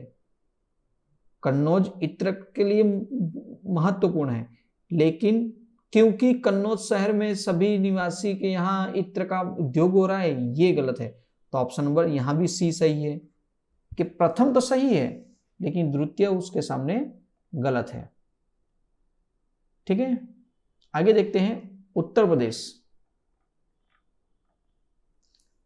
उत्तर प्रदेश का कौन सा जनपद दशहरी आम का सर्वोच्च उत्पादक है? सिंपल, दशहरी आम के लिए एक ही है, लखनऊ। नेक्स्ट, उत्तर प्रदेश में सिंगल विंडो क्लियरिंग विभाग क्लियर रेस विभाग के निम्नलिखित उच्चार कीजिए और नीचे दिए गए कूट में सही उत्तर चयन करिए। तो देखो, औद्योगिक अपशिष्ट प्रबंधन और औद्योगिक अनुमोदन। ठीक है, तो ऑप्शन नंबर बी सही है। इसके बारे में जरा हम पढ़ लेते हैं। उत्तर प्रदेश में सिंगल विंडो क्लियरेंस विभाग संदर्भ में प्रश्नगत 2 सत्य है जबकि 1 असत्य है, क्योंकि विभाग का संबंध औद्योगिक अपशिष्ट प्रबंधन से नहीं है। उल्लेखनीय है कि मुख्यमंत्री कार्यालय में स्थापित इस विभाग को प्रमुख उद्देश्य राज्य के औद्योगिक इकाइयों को प्रोत्साहन करने के लिए प्रोत्साहित करना है, इसलिए। ठीक है, ये याद रखिएगा। नेक्स्ट क्वेश्चन है, उत्तर प्रदेश के मध्य क्षेत्र सांस्कृतिक केंद्र स्थापित है और वो है इलाहाबाद में। तो देखिए, यहां पे बहुत सारे आंसर दिए हैं, आप याद रख सकते हैं।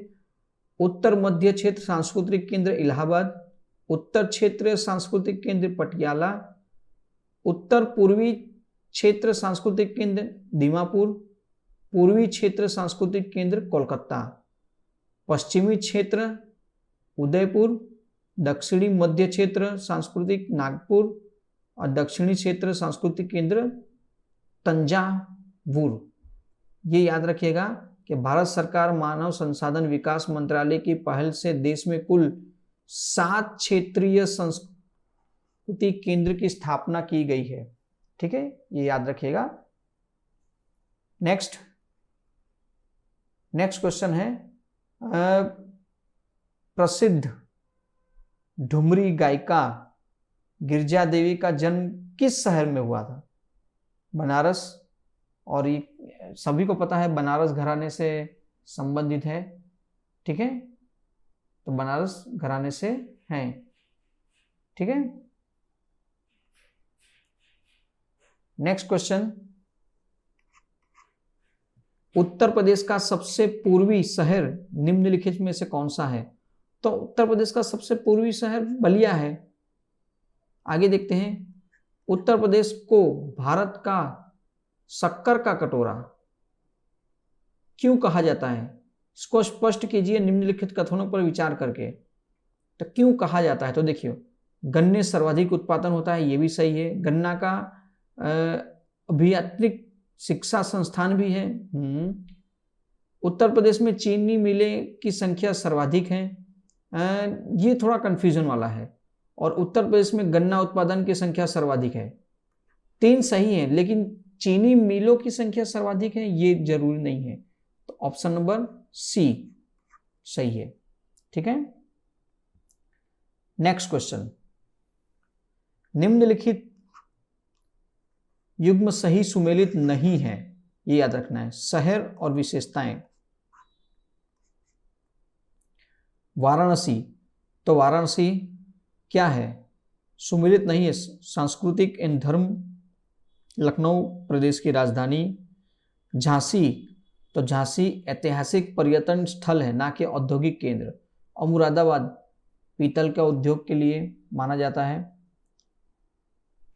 नेक्स्ट है, काष्ठ नक्काशी घरेलू उद्योग के लिए उत्तर प्रदेश का कौन सा नगर प्रसिद्ध है? तो ये है सहारनपुर, सहारनपुर। ठीक है दोस्तों, तो ये कुछ सवाल थे। अब रीजनिंग के ऊपर थोड़ा क्वेश्चन है। वेन रेखा चित्र की सहायता से तर्क व कुछ फेरी वालों लखपति हैं का सही प्रतीक निम्नलिखित में से कौन सा है? अब देखो, कहा गया है कि कुछ फेरी वाले लखपति हैं, तो कुछ हम जैसे रीजनिंग करते हैं उसी तरह इसमें भी हम करेंगे। कैसे करते हैं कि कुछ फेरी वाले लखपति हैं, कुछ फेरी वाले और ये लखपति हैं। हम रीजनिंग में जो करते हैं उस हिसाब से आंसर देना है। तब देखो, ऑप्शन नंबर सी सही है, लेकिन अब बोला जाए कि कैसे सही है, तो देखो यहां चौकड़ी की निशानी दी गई। एक्चुअली में ये जो बीच का भाग है ये किसी में आता नहीं है, तो वहां पे निशानी क्या होनी चाहिए? चौकड़ी, मतलब क्रॉस की निशानी होनी चाहिए। उस हिसाब से हम भी आपको आंसर देंगे कि ऑप्शन नंबर सी सही है। कुछ मैथ्स के क्वेश्चन भी हैं जो आपको डिटेल्स दे दी गई, यहाँ पे जगह ना होने की वजह से हम आपको सॉल्व नहीं करवा पाएंगे, तो आपको सवाल पढ़ के सुनाएंगे और उसका ऑप्शन जो भी है वो बता देंगे। आप ये डिटेल्स यहाँ पे देख देख के उसे सॉल्व कर सकते हैं। एक बंदर किसी फिसलनदार 16 मीटर ऊंचे खंभे पर चढ़ता है। यदि 1 मिनट में 1 मीटर चढ़ता है तथा अगले मिनट वो 1/4 मीटर फिसल जाता है, तो वह खंभे की चोटी पर पहुंचेगा कब? सिंपल सी चीज है। वो खंभे की चोटी में, देखो यहां पे ऑप्शन दिया गया है डी, और उसका सॉल्यूशन ये आपके सामने दिया गया है, उसे आप सही से देख के सॉल्व कर सकते हैं। उसी तरह क्वेश्चन नंबर 103 है, आप इसे भी देख लीजिए। और ब्लड रिलेशन का है। एक व्यक्ति के चित्र की ओर देखते हुए संजय ने कहा, उसकी मां मेरे पिता के पुत्र की पत्नी है, मेरा कोई भाई तथा बहन नहीं है। संजय किसके चित्र को देख रहा था? तो सिंपल सी चीजें, किसके चित्र को देख रहा था वो दिखाना है। ठीक है, तो ये सॉल्व कर लीजिएगा अपने आप देख के। नेक्स्ट क्वेश्चन है, लुप्त संख्या ज्ञात करनी है कि लुप्त संख्या कौन सी है, बताना है और आंसर देना है। ठीक है, इजी है। 104 नंबर क्वेश्चन। आगे देखते हैं 105। राम 1 किलोमीटर पूरब की दिशा की ओर जाता है, चक्कर दिशा में चलकर 5 किलोमीटर दक्षिण दिशा की ओर चलता है, वहां से फिर 2 किमी पूरब की ओर में चलता है, अंत में 9 किलोमीटर उत्तर में चलता है और वह अपने बिंदु से कितना दूर है। तो सिंपल सी चीज़ है, जो बताया गया है वो आपके सामने ही है। यहाँ पे बहुत ही इजी क्वेश्चन है और आंसर आएगा 5 किलोमीटर, याद रखिएगा। ठीक है, लुप्त संख्या ज्ञान कीजिए, मतलब नंबर सीरीज का ये है। तो लुप्त संख्या जो भी है 24, 60, 120, 210, जिस तरह भी सॉल्व हुआ है आप उसे आराम से सॉल्व करिएगा। यहाँ पे दिया गया है, यदि कुछ संत शहीद थे सत्य है, तो तर्क वाक्य कुछ शहीद असत्य नहीं थे कि सत्य अथवा असत्य होने के बारे में क्या अनुमान किया जा सकता है। ठीक है, तो यदि कुछ संत शहीद थे सत्य है, तो तर्क वाक्य कुछ शहीद असत्य नहीं थे निश्चित रूप से सत्य होगा, क्योंकि वे शहीद जो संत थे वे निश्चित ही असंत नहीं होंगे। तो ऑप्शन नंबर यहाँ पे बी दिया गया है। आगे है, एक कूट भाषा दी गई है, कोड डिकोड। किसी कूट भाषा में आपके सामने है और कार को क्रमशः कुछ नंबर और 7, 6 लिखा जाता है, तो 65543 को क्या लिखा जाएगा? ऑप्शन नंबर ए है। तो इस हिसाब से इसे आप सॉल्व करिए। ठीक है, चलिए दोस्तों, अब हम सामान्य हिंदी का पेपर देखेंगे, क्योंकि जो करंट अफेयर्स उस समय का पेपर था, जो उसमें सामान्य ज्ञान के करंट अफेयर्स के क्वेश्चन थे, वो हमने हटा दिए हैं। ठीक है दोस्तों, उसको हटाने के बाद अब आगे पेपर देखते हैं सामान्य हिंदी में। तो सामान्य हिंदी में जो 60 क्वेश्चन होते हैं वो ज़्यादा से ज़्यादा सबको पता होता है कि 60 में से 50 प्लस जिनके आते हैं उनका प्री क्लियर हो जाता है। तो आपको इसमें ज़्यादा से ज़्यादा जहाँ से भी जिस भी किताब से आप पढ़ सकते हो, आप 50 प्लस लाने की कोशिश के लिए पढ़िए, ज़्यादा अच्छा रहेगा। ठीक है दोस्तों, तो आइए शुरू करते हैं सामान्य हिंदी। सामान्य हिंदी में जो 6 विभाग होते हैं, वर्तनी एवं वाक्य शुद्धिकरण, पर्यायवाची शब्द, विलोम शब्द, अनेक शब्दों के लिए एक शब्द, और तत्सम तद्भव और विशेषण विशेष्य, ये सारे 10-10 क्वेश्चन आते हैं और 10-10 अंकों, मतलब कुल 60 अंकों का पेपर होता है। ये कुल कितने अंकों का पेपर होता है? 60 अंकों का। तो आरओ एआरओ के प्री में 60 अंकों का होता है और मुख्य में भी ये 60 अंक आते हैं। ठीक है, तो याद रखिएगा। तो चलिए शुरू करते हैं। सबसे पहले विलोम, जितने भी विलोम हैं हम विलोम को एक साथ में ले लेते हैं। विलोम शब्द के बारे में देखते हैं। निषद का सही विलोम क्या है? निषद का सही विलोम है विहित। विपरीत शब्द विहित होता है, जबकि सिद्ध का विलोम शब्द होता है असिद्ध। ठीक है, आगे देखते हैं। निम्नलिखित में से एक शब्द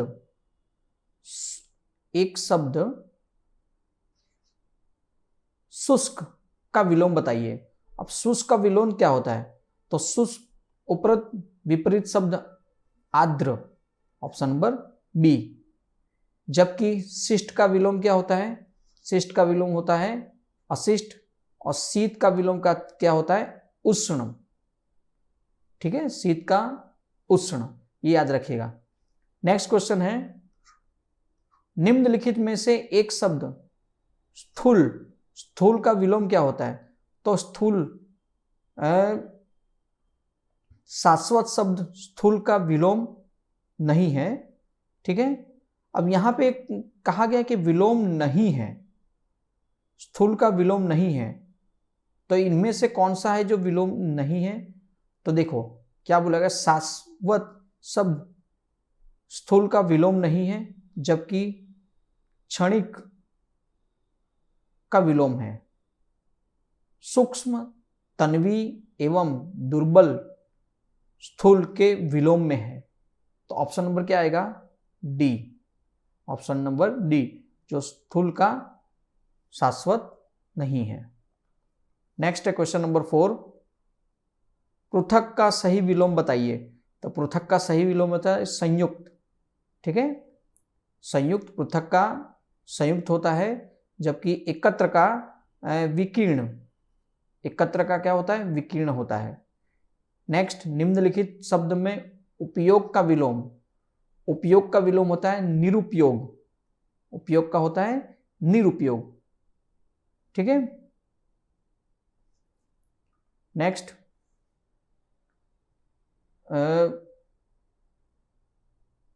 विलोम शब्द का एक गलत युग्म बताइए कि जो गलत है। तो गलत युग्म कौन सा है वो हमें बताना है, या बताइए। दक्षिण वाम होता है, सही है। विधि निषेध होता है। बर्बर सम्य होता है, और उधम का निरुधम नहीं होता है। तो उधम का क्या होता है, देखिए यहाँ पे दिए गए विलोम शब्द में अशुद्ध युग्म उधम का निरुधम है, निरुधम, याद रखिएगा। नेक्स्ट, निम्नलिखित में से विलोम की दृष्टि से शुद्ध युग्म, शुद्ध जो सही है वो बताना है। तो अल्पज्ञ, बहुज्ञ, ठीक है, ये ऑप्शन नंबर ए सही है। बाकी जो गलत है उसका हम देख लेते हैं। संयुक्त का असंयुक्त, अग्न का विघ्न, अभिघ्न का अनभिघ्न, ये होता है। नेक्स्ट क्वेश्चन, विलोमार्थी दृष्टि से एक युग्म अशुद्ध है, वो बताना है। सचल, चल, ठीक है, तो चल का अचल होता है, ना कि सचल। ठीक है, तो यहां पर अगर यहां पर लिखा होता कि अचल तो हम वो चल सही हो जाता। ठीक है, तो ऑप्शन नंबर 8 का ए गलत है।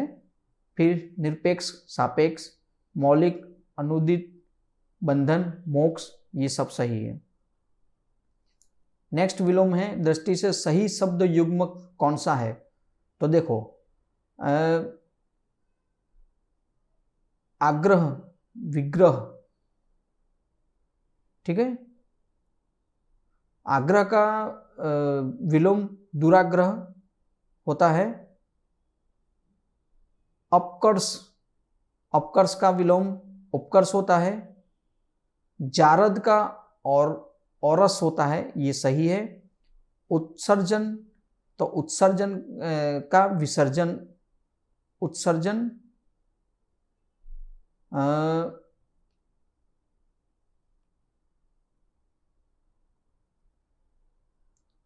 इसके लिए थोड़ा कंफ्यूजन है ये वाला, डी वाला।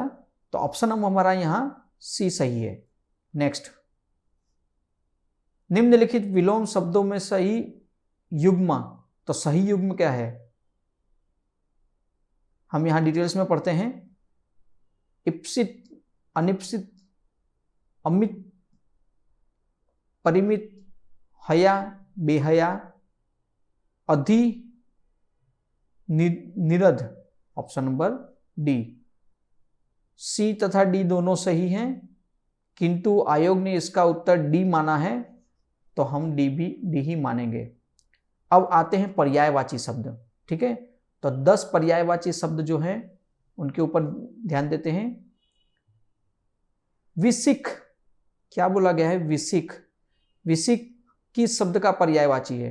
तो विसिक बाह्य, बाण का, सॉरी, विसिक शब्द बाण का पर्यायवाची है। बाण के अंत पर्यायवाची शब्द तीर, सर, सायक आदि होते हैं। नेक्स्ट है खर, खर का पर्यायवाची शब्द नहीं है, तो खर का पर्यायवाची शब्द दृष्ट। गदहा, तिनका, तेज, ठीक, ये सही है। ऑप्शन नंबर ए गलत है। क्यों, गधा, तिनका, तेज तीनों शब्द खर के पर्यायवाची हैं, जबकि दृष्ट का शब्द खल का पर्यायवाची होता है। ठीक है, तो ये याद रखिएगा। नेक्स्ट देख लेते हैं, कौन सा शब्द घोड़ा का पर्यायवाची नहीं है? घोड़ा का पर्यायवाची शब्द नहीं है। बाजी, तुरंग है, मतलब सी गलत है, सादुल। बाजी, तुरंग है, अश्व, घोटक आदि घोड़ा के पर्यायवाची शब्द है, जबकि सादुल शेर का पर्यायवाची शब्द है। किसका? शेर का पर्यायवाची शब्द है, याद रखिएगा। नेक्स्ट देखते हैं, टीका पर्यायवाची शब्द। टीका का पर्यायवाची शब्द व्याख्या। ठीक है, तो ऑप्शन नंबर ए सही है। व्याख्या, भाज्य, वृत्ति,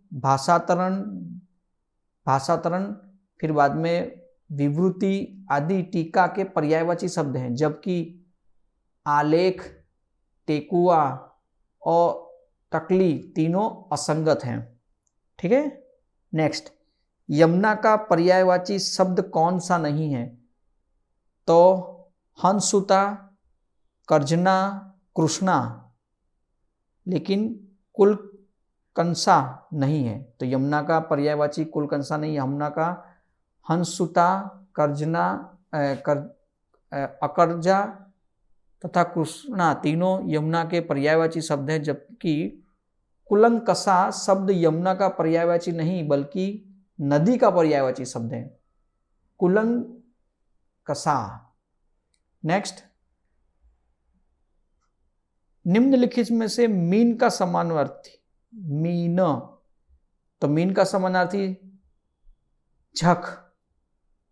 ठीक है, जबकि सिलीमुख का अली, सट, पद, मिलिंद, भ्रमर, चंचरिक, मधुकर, मधुप आदि भौरा के पर्यायवाची शब्द है। किसके? भौरा के पर्यायवाची शब्द है। नेक्स्ट, निम्नलिखित में से केतु का पर्यायवाची शब्द नहीं है। तो केतु का पर्यायवाची शब्द ग्रह नहीं है, ये याद रखिएगा, बाकी सब आ सकते हैं।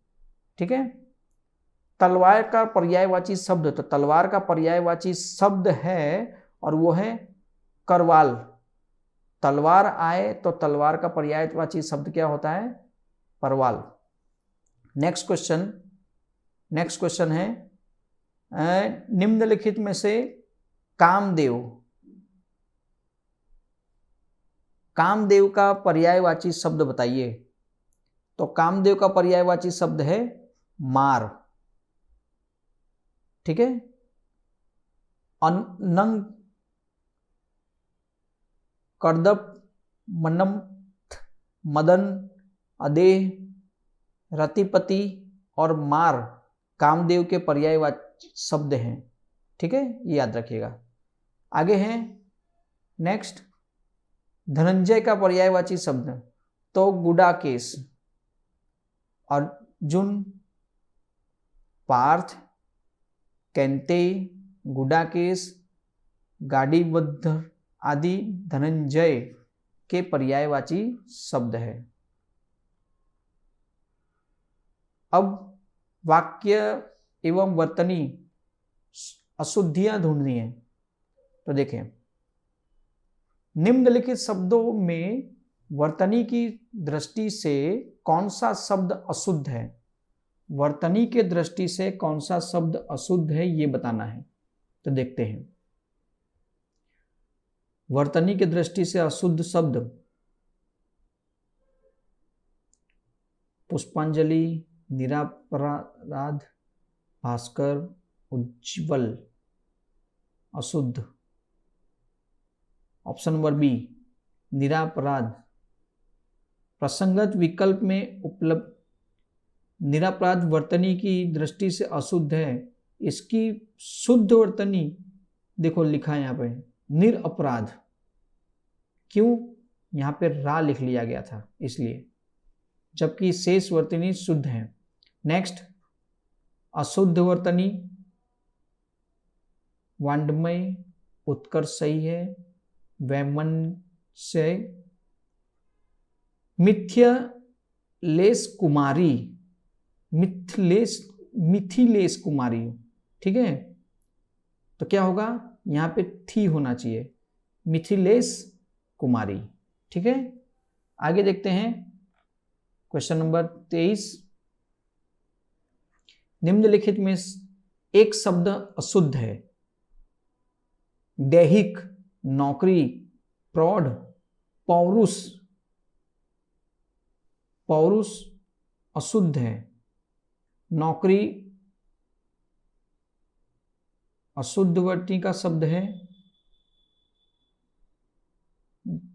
जिसकी शुद्धवर्ती नौकरी होता है। ठीक है, जबकि शेष वर्तनी दृष्टि से शुद्ध है, तो क्या होता है, नौकरी। कैसे लिखेंगे, नौकरी। ठीक है, ऑप्शन नंबर बी। नेक्स्ट है अशुद्ध वर्तनी का शब्द। इसमें जरा सा कंफ्यूजन है, क्योंकि आंसर सही से दिया नहीं गया है आयोग के द्वारा, इसलिए हम इसे छोड़ दे रहे हैं 24 नंबर। नेक्स्ट क्वेश्चन देखते हैं, निम्नलिखित में से शुद्ध वर्तनी वाला शब्द बताइए।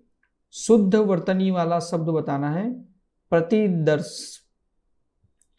प्रतिदर्श शुद्ध वर्तनी है, बाकी दृष्टा, रचयिता, हार, ये सब गलत है। देखिए, इसको लिखा जाएगा आहार। ठीक है, फिर इसे लिखा जाएगा सही से रचयिता। ठीक है, और इसे लिखेंगे दृष्टा, ना कि दृष्टा। ठीक है, इस तरह लिखेंगे। नेक्स्ट क्वेश्चन 26, निम्नलिखित में अशुद्ध वाक्य बताइए। अशुद्ध वाक्य कौन सा है। गौतम ऋषि की पत्नी का नाम अहल्या था। इस कार्य में बहुत विलंब हो गया। रसगुल्ला बहुत स्वादिष्ट है। एक गुलाम की माला, एक गुलाब की माला खरीद लेना। एक गुलाब की माला खरीद लेना, सीधा यहां पे भी आंसर दिखा है गुलाब की एक माला, गुलाब की एक माला खरीद लेना। ठीक है, तो ऑप्शन नंबर डी गलत लिखा है। एक गुलाब की माला खरीद लेना, या तो इससे अच्छा बोल दिया जाए गुलाब की एक माला खरीद लो। ठीक है, नेक्स्ट है अशुद्ध वाक्य। इस बात का, नेक्स्ट क्वेश्चन, अशुद्ध वाक्य क्या है वो बताना है। इस बात का स्पष्टीकरण करना आवश्यक है। प्याज तीखा होता है। ठीक है, आप इतनी देर में क्यों आए।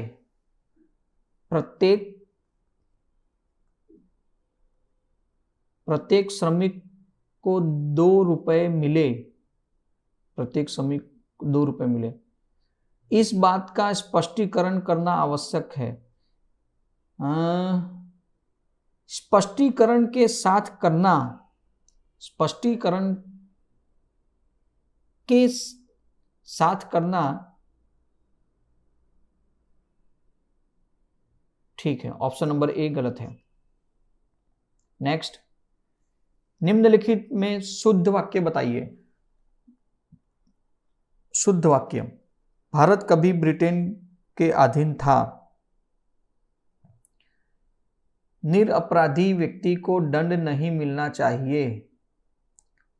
बादशाह ने मुक्त हस्त दान दिया। मुक्त हस्त दान दिया। ऑप्शन नंबर, उसे पैतृक संपत्ति में हिस्सा नहीं मिला। ऑप्शन नंबर सी सही है। ठीक है, नेक्स्ट, निम्नलिखित में कौन सा वाक्य अशुद्ध है। वह अनेकों मामलों में गवाह था। वह अनेक मामलों में गवाह था, अनेकों नहीं आएगा।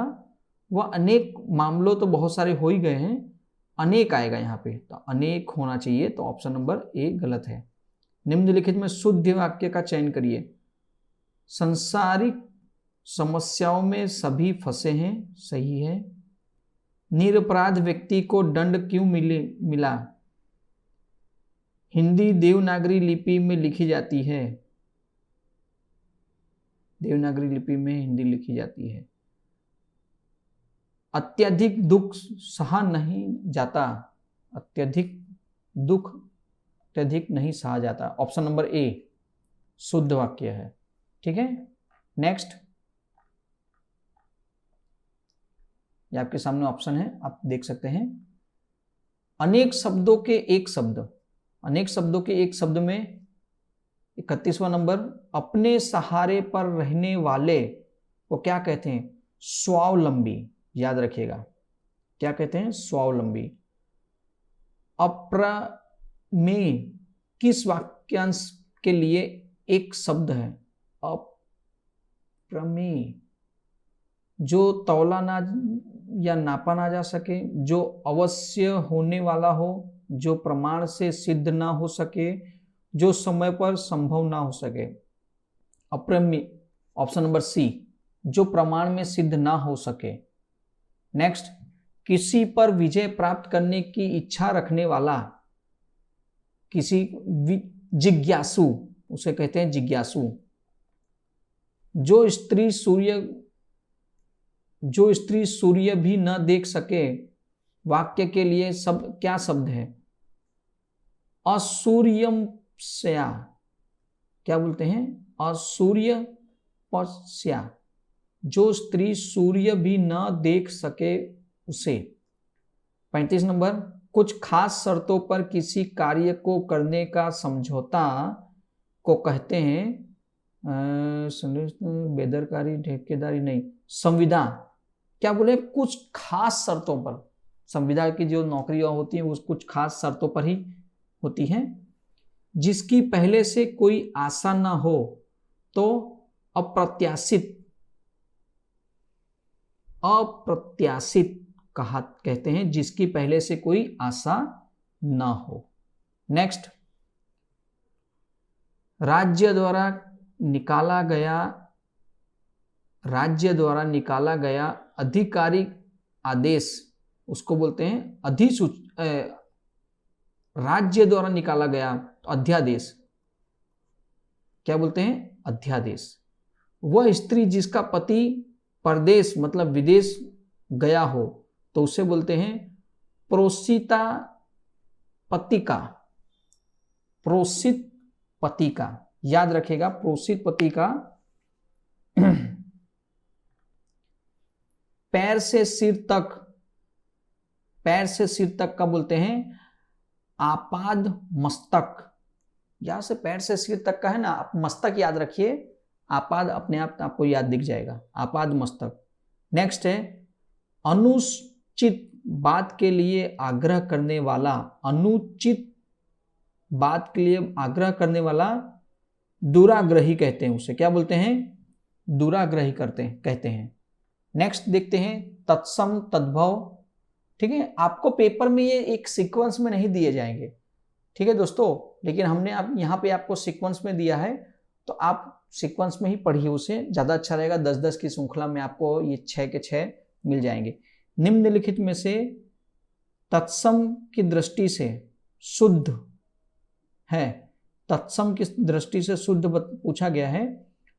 सटिका, रस्सी, रैन, सरसों,